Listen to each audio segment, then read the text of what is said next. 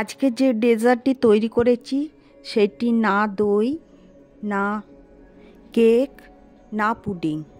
এটি আমি আমার মতো করে তৈরি করেছি। নমস্কার, আমি মণিদীপা। আমার চ্যানেল টেস্টিমোনিয়ালে আপনাদের সকলকে স্বাগত জানাই। কড়াইয়ের মধ্যে দুধ চাল দেব। একটি কাপের মধ্যে কর্নফ্লাওয়ার গুলে নিলাম। গুলে ফুটন্ত কড়াইয়ে দিয়ে চামচ দিয়ে নাড়তে থাকবো। একটা ঠিক ব্যাটার তৈরি করব। এরপরে এটিকে একটি কাচের বোলের মধ্যে ঢেলে নিলাম। ঠান্ডা করতে দেব। ছাঁকনির মধ্যে 2 চামচ দই দিয়ে খুব ভালো করে জল ঝরিয়ে হ্যাংকারের মতো তৈরি করে এরপরে ওপর থেকে কনডেন্স মিল্ক আর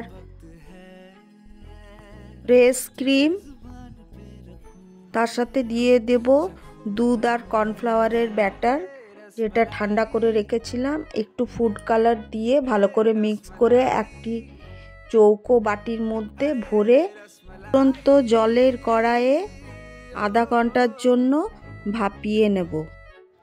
এরপর ফ্রিজের মধ্যে ঠান্ডা করে ডিশে টুটি ফুটি দিয়ে পরিবেশন করুন।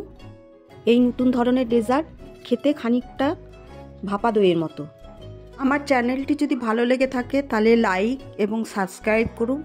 ফলো করতে ভুলবেন না কিন্তু।